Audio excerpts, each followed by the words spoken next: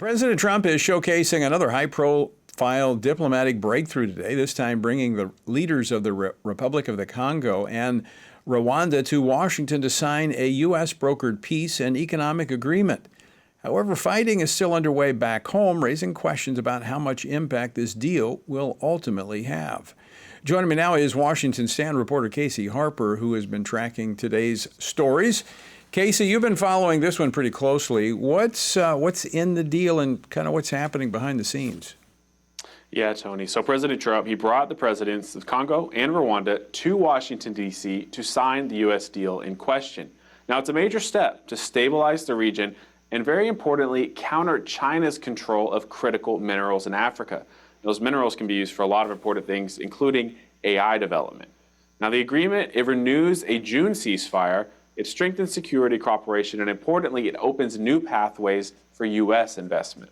Millions and millions of people have been tragically killed, went on forever, and countless more have been displaced from their homes. Families have been destroyed. It's been a disaster. Many administrations have tried, but probably not too hard, knowing who preceded me.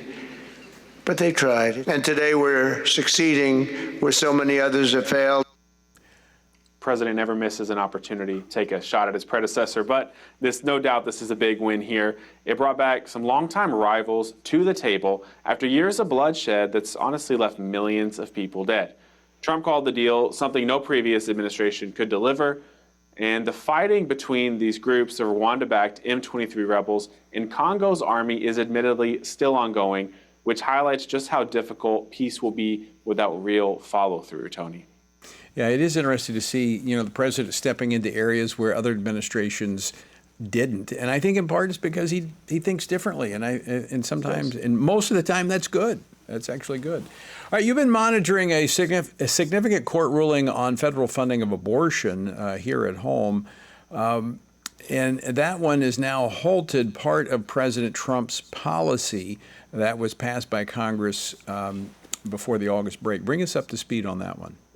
That's right, Tony. This is a big story. So a federal judge in Boston, an Obama appointee, has temporarily blocked part of President Trump's major tax and policy bill, which aimed to stop Medicaid dollars from going to Planned Parenthood and other clinics that perform abortions. But 22 Democrat-led states sued to block that provision in the bill. They argue the law is too vague or unfair, and in this case, the judge agreed, calling the provision impermissibly ambiguous. Now, the ruling pauses the policy just for now, even though the administration argues taxpayer money shouldn't support organizations tied to abortion. Planned Parenthood, of course, is celebrating the decision, but the judge did put her order on hold for 7 days, giving the Trump administration time to appeal and continue its efforts to ensure Medicaid dollars are aligned with pro-life priorities, at least for 1 year, Tony.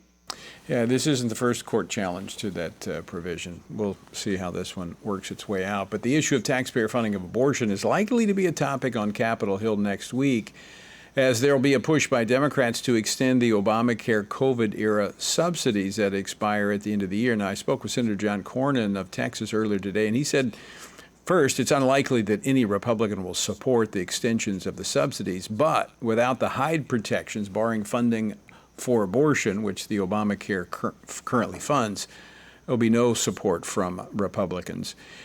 Casey, on another topic, Americans are tuning out, the news more than ever, especially Republicans. So what's driving the drop, and where are these people turning to instead?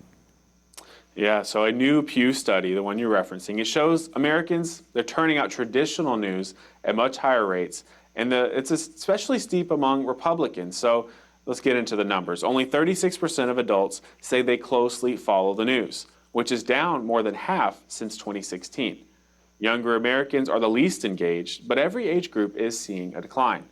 Republicans in particular report a 21-point plunge in regular news consumption, which shows that deep frustration and low trust in major media outlets, which have dropped the ball on a lot of big stories. But Democrats have also dropped, but by far less. And while many Americans now stumble into political headlines through social media and just scrolling their phones, they're not seeking them out, and the appetite for legacy media continues to fall, Tony. Well, thanks, Casey. That's, of course, why programs like Washington Watch are here, a biblical view of the news.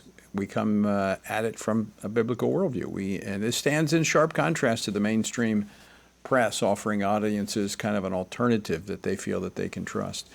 Casey, thanks so much for joining us. Talk to you a little bit later in the program.